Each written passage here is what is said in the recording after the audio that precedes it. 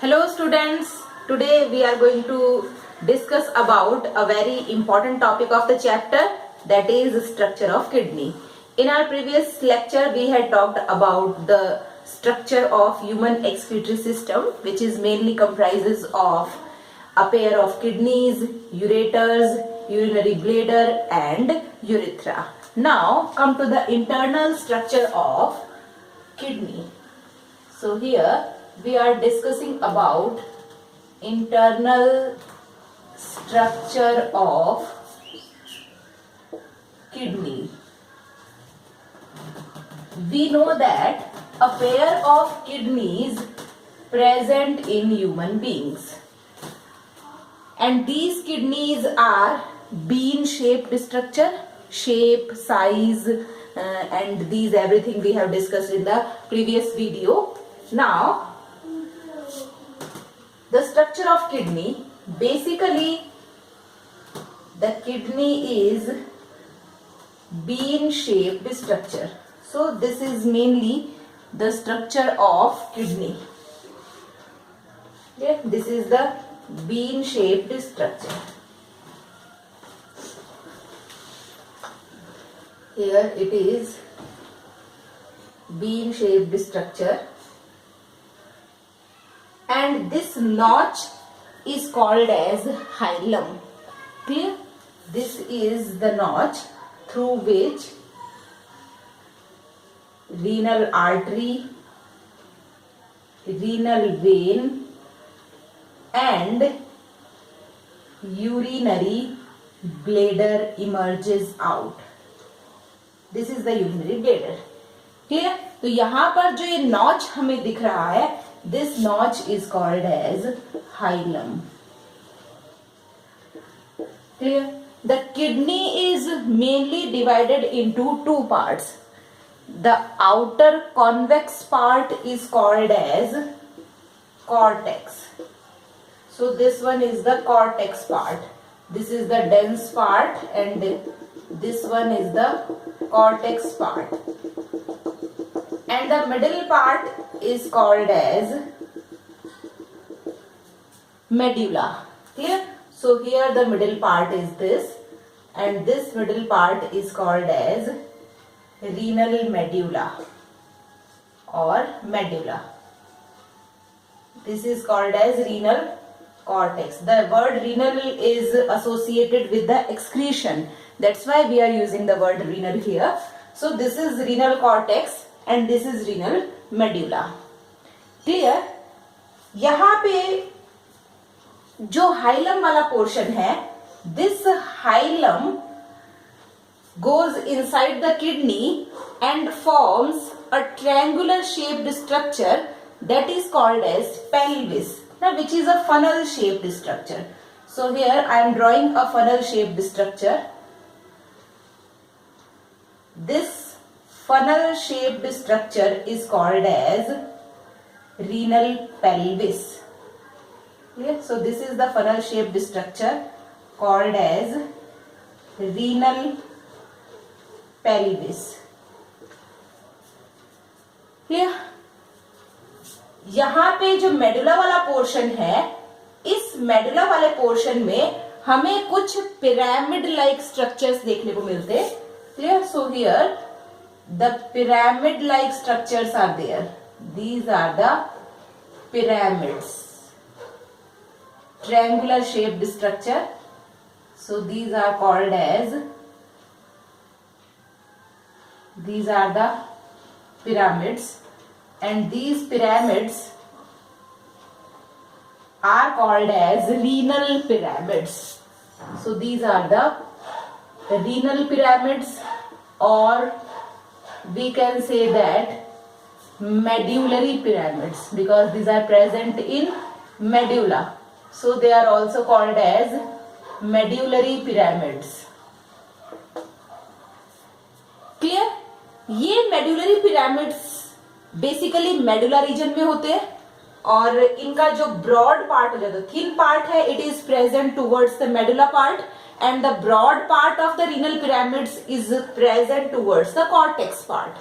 ठीक है, यहां से ये रीनल पिरामिड्स इस तरह से छोटे फनल लाइक और ट्यूब लाइक स्ट्रक्चर्स फॉर्म करते हैं. These tube like structures are called as minor calyces. Now the single is called as calyx and the plural form is minor calyces.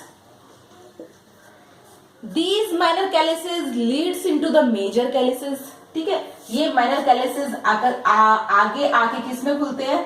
ये commonly यहाँ पे फॉर्म करते हैं major calyces. This is the major calyces. Clear? So here is the major calyx or major calyces, and this major calyx open into the renal pelvis. Clear? इस तरह का structure हमें यहाँ पे देखने को मिलता है. यहाँ पे जो रीनल पिरामिड्स हैं, इन रीनल पिरामिड्स के बीच में जो स्पेस है, इस स्पेस में कॉर्टेक्स वाला पार्ट जो है वो इस तरह से कॉलम लाइक स्ट्रक्चर फॉर्म करता है. ठीक है, तो ये कॉर्टेक्स वाला पार्ट जो है, this cortex part forms column like structures in between these renal pyramids, and this column is called as column of Bertini. This is called as column of Bertini. Clear? तो इस type का हमारे पास kidney का structure है. क्या क्या चीजें हमने देखी? This is the renal, one is the renal artery and here is the renal vein. Clear? Kidney is a bean shaped structure. Bean shaped structure में हमने देखा यहाँ पे जो नॉच बना हुआ है, this notch is called as hilum. Exactly आपने एक बीन का स्ट्रक्चर देखा होगा. राजमा बीन की यदि हम बात करें तो राजमा का जो बीन होता है, एग्जैक्टली वैसा ही स्ट्रक्चर हमें देखने को मिलता है किडनी का. दीज आर डार्क रेड और ब्राउनिश इन कलर. एग्जैक्ट वैसा ही राजमा की बीन जैसा स्ट्रक्चर हमें दिखता है. वहां पे भी आप देखते हैं हमें यहाँ पे एक नॉच दिखाई देता है जहां से एम्ब्रियो अराइज होता है. तो that notch type structure is called as hilum. इस हाइलम वाले एरिया से renal artery, renal vein and ureter, ये तीनों कनेक्टेड रहती है. क्लियर? रीनल आर्टरीज जो होती है ये नाइट्रोजनस वेस्ट कंटेनिंग ब्लड को किडनी में लेकर आती है ना, जिसका कि फिल्ट्रेशन किडनी में होता है. देन फिल्ट्रेशन के बाद जो रीनल वेन्स हैं वो फिल्टर्ड ब्लड को वापस लेके जाती है, और जो यूरिन बन जाता है ना, दैट इज द फिल्ट्रेट, वो यूरिन यूरेटर से होता हुआ कहाँ आ जाता है? हमारे यूरिनरी ब्लेडर में, और वहां पे ये कलेक्ट हो जाता है. ठीक है, यहाँ पे ये जो हाइलम वाला पार्ट है ये एक broad funnel shaped structure form करता है. That funnel shaped structure is called as renal pelvis. ठीक है, मेडुला रीजन में कुछ पिरामिड लाइक स्ट्रक्चर हमें देखने को मिलते हैं. So these are called as renal pyramids. ठीक है, ये क्या है? हमारे पास रीनल पिरामिड्स हैं. So these are the renal pyramids. ये रीनल पिरामिड्स यहां से ये बेसिकली यहां से ये ओपन होते हैं ना, इस तरह से. These are the renal pyramids. One pyramid is this, this is the second pyramid, and here is the third pyramid. ठीक है, इस तरह से मैं पिरामिड्स को अलग से बनाती हूँ. यहां से ये पिरामिड्स इस तरह से ये छोटी ट्यूब्स फॉर्म करते हैं. एग्जैक्टली यहां से भी ये पिरामिड छोटी ट्यूब फॉर्म करेगा. ठीक है, यहां से किसी और पिरामिड से यहां से कनेक्टेड है. ठीक है, तो यहां से ये छोटी ट्यूब्स जो फॉर्म हो रही हैं, these smaller tubes are called as minor calyces. और ये माइनर कैलिसेस फिर आगे आके एक ब्रॉड पार्ट में खुलती है, that is called as major calyces, and these major calyces will open into the renal pelvis. ठीक है, and renal pelvis open into the ureter. ठीक, इस तरह से हमारे पास किडनी का स्ट्रक्चर है. और इन पिरामिड्स के बीच में जो ये कॉलम फॉर्म हो रहा है, कॉर्टेक्स से ये कॉलम फॉर्म होता है. तो ये कॉलम जो कॉर्टेक्स से यहाँ पे फॉर्म हो रहा है, that is called as column of Bertini. इस टाइप का स्ट्रक्चर हमारी किडनीज का होता है. Kidneys are the functional unit of excretory system. ठीक है, इन किडनीज के अंदर जो फिल्ट्रेटिंग यूनिट्स होती हैं, that filtrating units are called as nephrons. So nephrons are the filtrating units which filters the blood and forms urine. ठीक है, जितना भी नाइट्रोजनस वेस्ट उस ब्लड में प्रेजेंट है, उस नाइट्रोजनस वेस्ट को फिल्टर करके यूरिन बनाने का काम कौन करता है? ये nephrons. These are called as uriniferous tubules. Each kidney is comprises of about 1.2 millions of nephrons. ठीक है, 1 पेयर किडनीज हमारी बॉडी में प्रेजेंट है, तो approximate 1.2 millions of nephrons are present in each kidney. So we have to discuss about the structure of nephron. So next to the structure of kidney, we are going to discussing about the structure of nephron. Clear? Hopefully आपको kidney का structure समझ में आया होगा. Next हम बात करते हैं नेफ्रॉन्स के स्ट्रक्चर की. ठीक है, सिंगल नेफ्रॉन का स्ट्रक्चर किस तरह का है? Nephrons are the tubule like structures. ठीक है, as we are saying that uriniferous tubules, so these are the tubular structures, tubule like structures. Here the structure of nephron is, a nephron has a bowl shaped structure, and this bowl shaped structure is called as Bowman's capsule. Clear? Single nephron में क्या present है? This one is the Bowman's capsule. It is Bowman's capsule. Clear? इस बोमेंस capsule के बाद यहां से इसका tubular reason start हो जाता है. So the first coiled tubular region, this is the first twisted and coiled tubular region. This tubular region which is proximal to the Bowman's capsule, it is called as PCT. PCT means proximal convoluted tubule. Proximal convoluted tubule. This is the PCT. ठीक है, इसके बाद यहां से ये PCT एक long straight tubule form करता है. यहां से आने के बाद ये ट्यूब्यूल इस तरह से एक हेयर पिन जैसा लूप बनाती है. ठीक है, तो इसकी हमारे पास 2 आर्म्स है. जो आर्म नीचे की साइड जा रही है ना, डाउनवर्ड्स जो आर्म मूव कर रही है, this is called as descending limb. This is the descending limb. और जो आर्म यहां से ऊपर की साइड मूव करेगी, it is slightly thicker than this descending limb. ठीक है, डिसेंडिंग लिम्ब से ये थोड़ी सी थिक होती है, and this thicker arm is called as ascending limb. This is the ascending limb, and this hairpin like loop is called as loop of Henle. This is the loop of Henle. Clear? यहां पे क्या है आपके पास? ये हमारे पास Henle loop की डिसेंडिंग लिम्ब है, और ये है ascending limb of Henle loop.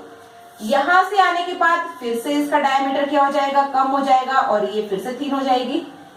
Thin होने के बाद यहां से इसमें सेकेंड ट्विस्टेड रीजन स्टार्ट होता है, and which is also highly coiled structure. So this is the second twisted region which is highly coiled structure, and this twisted region is called as DCT or distal convoluted tubule. PCT क्या था हमारे पास? Proximal convoluted tubule. It is near to the Bowman's capsule, that's why it is called as proximal convoluted tubule, and this is far away from the Bowman's capsule, that's why it is called as distal convoluted tubule. This is the distal convoluted tubule. And here is the last tubule, that is called as collecting tubule. This is the collecting tubule. This type of structure a nephron is having. ठीक है, यहाँ पे क्या है हमारे पास, ये nephron का, single nephron का स्ट्रक्चर है। सारे नेफ्रॉन्स जितने भी यहाँ प्रेजेंट है, उन सारे नेफ्रॉन्स का स्ट्रक्चर कैसा होगा, इसी टाइप का होगा। नाउ ये जो हमारे पास बोमेन्स कैप्सूल है, इस बोमेन्स कैप्सूल में जो ब्लड को लेकर आने वाली आर्टरियोल है, इट इज थिकर ना, इसका डायमीटर क्या है, ज्यादा है। ये ब्लड को बोमेन्स कैप्सूल में लेकर आ रही है। This capillary is called as efferent arteriole. Clear, efferent arteriole क्या है, ये वो आर्टरियोल है जो ब्लड को बोमेन्स कैप्सूल में लेकर आ रही है। यहां आने के बाद ये काफी सारी छोटी ब्रांचेस में बाइफरकेट रहती है। ये कैपिलरीज है हमारे पास काफी सारी, इसमें बाइफरकेटेड रहती है, और यहां से फिर ये फिल्टर्ड आउट जो ब्लड है, ठीक है, जो ब्लड फिल्टर हो चुका है, उस फिल्टर्ड आउट ब्लड को यहां से फिर ये क्या करती है, वापस लेकर जाती है। इसका डायमीटर एफरेंट आर्टरियोल से कम होता है। ठीक है, ये अच्छे से ध्यान रखना आप लोग। एफरेंट आर्टरियोल जो है, इसका डायमीटर ज्यादा होता है, और ये जो दूसरी आर्टरियोल यहां से आ रही है, it is called as efferent arteriole. इस इफ्रंट आर्टरियोल का जो डायमीटर है, ये एफरेंट से कम होता है। Clear, this network of capillaries inside the Bowman's capsule is called as glomerulus। ठीक है, Bowman's capsule के अंदर जो ब्लड कैपिलरीज का नेटवर्क है, this network of blood capillaries is called as glomerulus। Clear, अब यहाँ पे हमें देखना है कितने पार्ट्स हो गए नेफ्रॉन के आपके पास।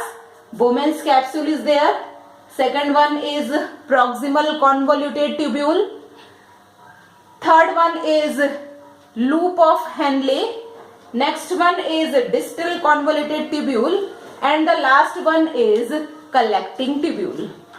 ठीक है, इस तरह का स्ट्रक्चर हमें एक नेफ्रॉन का देखने को मिलता है। Now how the process of urine formation is taking place in the nephrons. किस तरह से यूरिन फॉर्मेशन की प्रोसेस यहां पर होती है, वो यहां हमें देखना है। सो द यूरिन फॉर्मेशन की प्रोसेस जो है, it is the process of ultrafiltration. ठीक है, ये स्टेप वाइज प्रोसेस है जो यहाँ पे कंप्लीट होती है। That is first step is called as ultrafiltration, और ये अल्ट्राफिल्ट्रेशन कहां से होगा, ग्लोमेरुलस से होगा। ठीक है, तो ये हो गया ultrafiltration. Second one is reabsorption,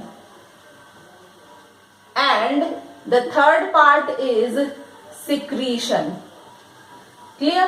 So these are the three important steps in which the process of urine formation is going to taking place। यहां पे हमें देखना है अल्ट्राफिल्ट्रेशन, एफरेंट आर्टरियोल। हमने किडनी का स्ट्रक्चर देखा, किडनी से क्या हो रहा था, किडनी में आपने देखा रीनल आर्टरी कौन से ब्लड को लेकर आ रही है, नाइट्रोजनस वेस्ट कंटेनिंग ब्लड को किडनी में लेकर आ रही है रीनल आर्टरी। यहां से रीनल आर्टरी छोटी आर्टरियोल्स में बाइफरकेट हो जाती है, जिनको हम कहते हैं आर्टरियोल्स, और ये आर्टरियोल्स नेफ्रॉन्स के बोमेन्स कैप्सूल के पास जाती है ब्लड को लेकर। ठीक है, ये जो नेफ्रॉन है, इस नेफ्रॉन का बोमेन्स कैप्सूल वाला पार्ट, पीसीटी वाला पार्ट, डीसीटी वाला पार्ट, ठीक है, ये जो इतना पार्ट है, ये पार्ट कॉर्टेक्स वाले रीजन में होता है। कौन सा part, that is Bowman's capsule, PCT and DCT, ये वाला पार्ट कॉर्टेक्स रीजन में होता है। और जो हेनलेज लूप वाला पार्ट होता है, this part is in the medullary region. ठीक है, तो यहां पर ये मेडुलर रीजन में हमें ये पार्ट देखने को मिलता है। ठीक है, सबसे पहले प्रोसेस होती है अल्ट्राफिल्ट्रेशन की। एफरेंट आर्टरियोल ब्लड को लेकर आ रही है बोमेन्स कैप्सूल के अंदर, जो ग्लोमेरुलस है वहां पे। यहाँ पे नेटवर्क प्रेजेंट है किस चीज का, ब्लड कैपिलरीज का। ब्लड कैपिलरीज की वॉल एकदम थिन वॉल होती है ना, क्योंकि ब्लड कैपिलरीज हमें पता है as thin as the strand of hair. हमारे सिर के बाल से भी पतली होती है और उसके अंदर से ब्लड फ्लो करता है। तो बहुत पतली सिंगल इपिथेलियम सेल्स की बनी हुई उसकी लेयर होती है। तो यहाँ पे जैसे ही ब्लड यहाँ पे फ्लो करता है, इन कैपिलरीज में से ब्लड जो है वो फिल्टर आउट हो जाता है। ठीक है, मेनली जो नाइट्रोजनस वेस्ट होता है it is present in the plasma part. ठीक है, तो ब्लड का जो प्लाज्मा वाला पार्ट है that is the liquid portion of the blood, ये लिक्विड पोर्शन जो है वो ब्लड का वो फिल्टर आउट हो जाता है। ठीक है, तो यहाँ पे किस तरह का स्ट्रक्चर आपको देखने को मिलेगा, this is the Bowman's capsule. ठीक है, यहां से एफरंट आर्टरियोल ब्लड को लेकर आ रही है, यहाँ पे नेटवर्क प्रेजेंट है काफी सारा कैपिलरीज का, ब्लड फिल्टर हो गया है। एक लेयर तो यहाँ पे ब्लड कैपिलरी की होती है। ठीक है, तो ये तो हमारे पास ब्लड कैपिलरी है, ब्लड कैपिलरी की लेयर से ब्लड निकल जाएगा और यहाँ पे नेक्स्ट लेयर है बोमेन्स कैप्सूल की। तो यहाँ पे बोमेन्स कैप्सूल की जो नेक्स्ट लेयर है, यहाँ पे बीच में प्रेजेंट होती है बेसमेंट मेम्ब्रेन। ठीक है, तो 3 मेम्ब्रेन्स यहाँ पे होती है। First one is the outer layer of the capillaries, second is the basement membrane and third is the membrane of women's capsule.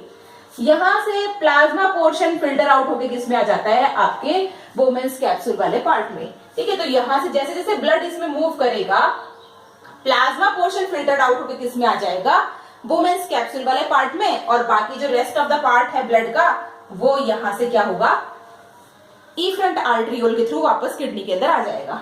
ठीक है, यहां से जो ब्लड फिल्टर आउट हुआ है, क्लियर, हमारी किडनीज अप्रोक्सीमेटली 24 आवर्स में 150 टू 180 लीटर्स ब्लड को फिल्टर करती है। ठीक है, क्या इतना अमाउंट हमारी बॉडी में प्रेजेंट है ब्लड का, नहीं प्रेजेंट है, almost 5 litres of blood are there. ठीक है, तो ये जो 5 लीटर्स ऑफ ब्लड है ये कंटिन्यूअसली सर्कुलेट होता रहता है वहां पे।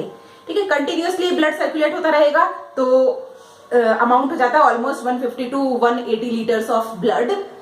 क्या इतना ज्यादा अमाउंट में यूरिन फॉर्म होता है, नहीं होता है। ठीक है, यूरिन का अमाउंट क्या होता है, मैक्सिमम 1.5 टू 2 लीटर्स। तो इतना फिल्ट्रेशन जो हुआ है, उस फिल्ट्रेशन के बाद जो फिल्ट्रेट बचा है, यूरिन बन रहा है ऑलमोस्ट 1.5 टू 2 लीटर्स, तो बाकी सारा फिल्ट्रेट कहां चला गया।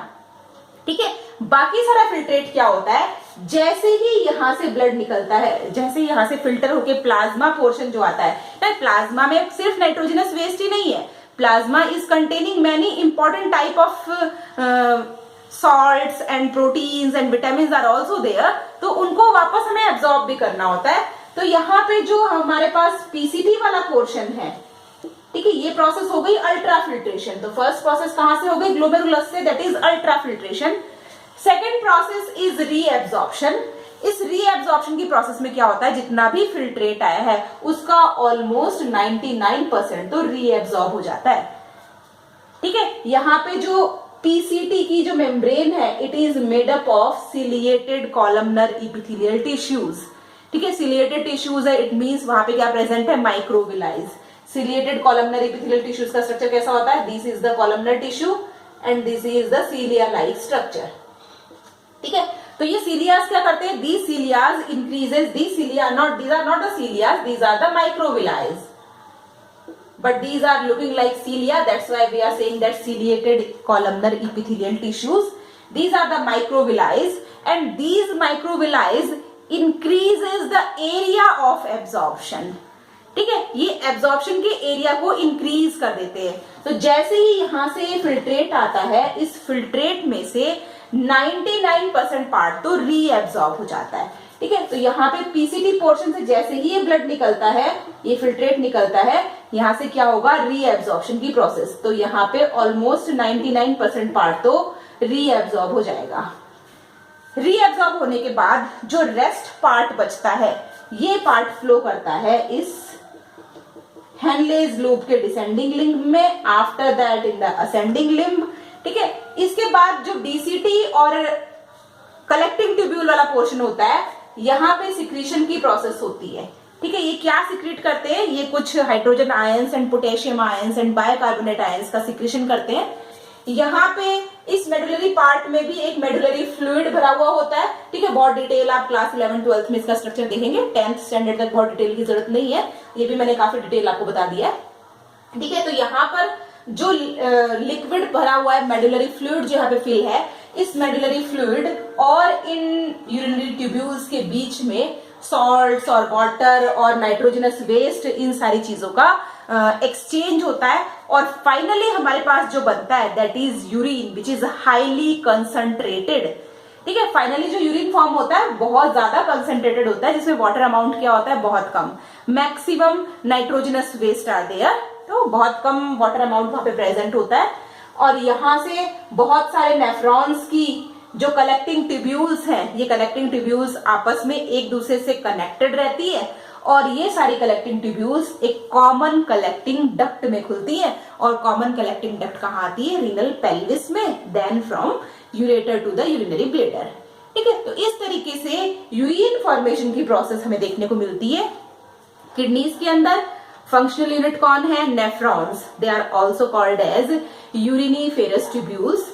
दोनों किडनीज में each kidney is having approximately 1.2 millions of nephrons और 2 किडनीज हमारे पास है, तो दोनों किडनीज के अंदर approximately 2.4 to 2.5 millions of nephrons are there और ये बहुत ज्यादा अच्छे तरीके से हमारे ब्लड को फिल्टर करने का काम करते हैं, जितना भी nitrogenous waste in the form of urea. ठीक है, human beings are ureotelic organisms, तो जो भी नाइट्रोजनस वेस्ट यूरिया के फॉर्म में हमारी बॉडी में बना है वो सारा नाइट्रोजनस वेस्ट इस प्रोसेस के थ्रू किडनीज में पूरा का पूरा प्रोसेस कंप्लीट होती है और किडनीज में यूरिन फॉर्मेशन के बाद हमारा जो यूरिन है वो कहाँ जाता है, यूरेटर्स के थ्रू यूरिनरी ब्लेडर में, और यूरिनरी ब्लेडर में वो कलेक्टेड रहता है for some time. When the urinary bladder gets half filled ना, जैसे ही वो हाफ फिल्ड हो जाता है तो वहां की मसल्स हमारे ब्रेन को सिग्नल सेंड करना स्टार्ट कर देती है ना, क्योंकि मसल्स ब्रेन को सिग्नल सेंड करेंगी और ब्रेन फिर उनको रिप्लाई मैसेज सेंड करता है इम्पल्सेस के फॉर्म में और उसके बाद जो यूरिनेशन की प्रोसेस है वो कैरी आउट होती है। Clear, the process of passing out of urine from the body is called as micturition. So what is micturition? It is the process of passing out urine from the body is called as micturition. Clear? So this is all about the structure of kidneys, nephrons and the process of urine formation.